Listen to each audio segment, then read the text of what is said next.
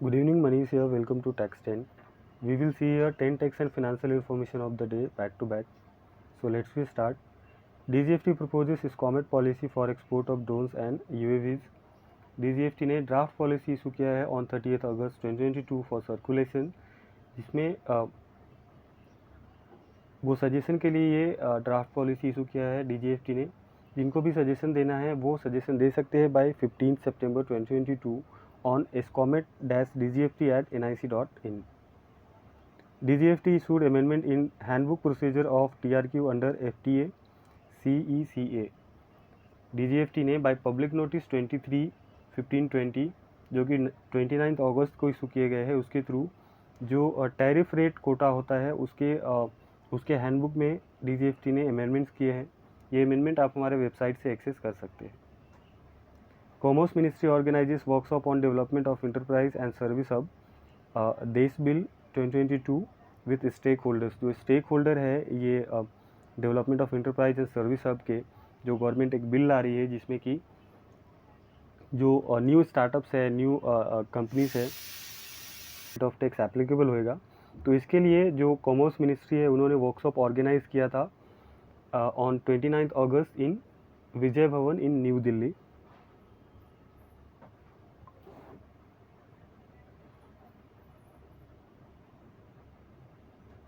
CBIC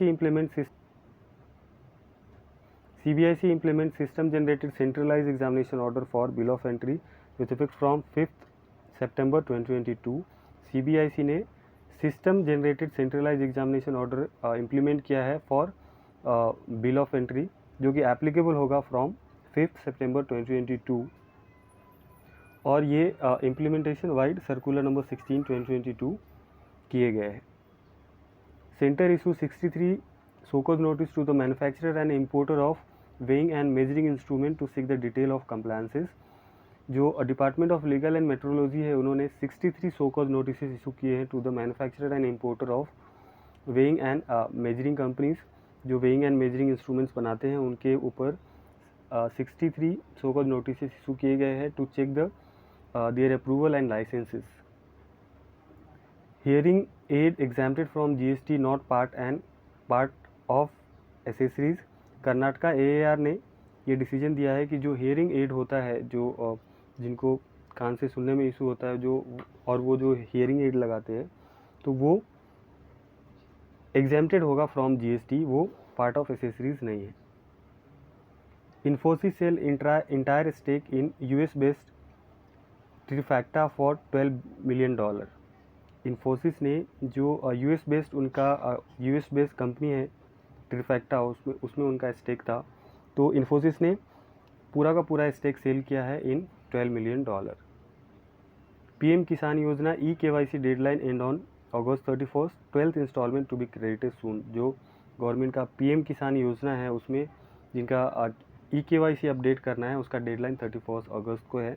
उसके बाद उसके eKYC करने का जो डेडलाइन है वो निकल जाएगी।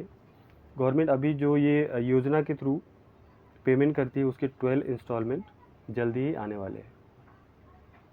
Flipkart add 1 lakh additional kirana ahead of festival seasons big billion day sale. अभी जो फेस्टिवल सीजन में फ्लिपकार्ट के मेगा सेल आते हैं बिग बिलियन डे उसके लिए फ्लिपकार्ट ने 1 लाख रिटेलर्स को और भी जो किराना होते हैं स्टोर्स उसको ऐड किए हैं फ्लिपकार्ट के ऊपर। Razorpay appoints NPCI former chief digital officer Arif Khan as CIO। Razorpay ने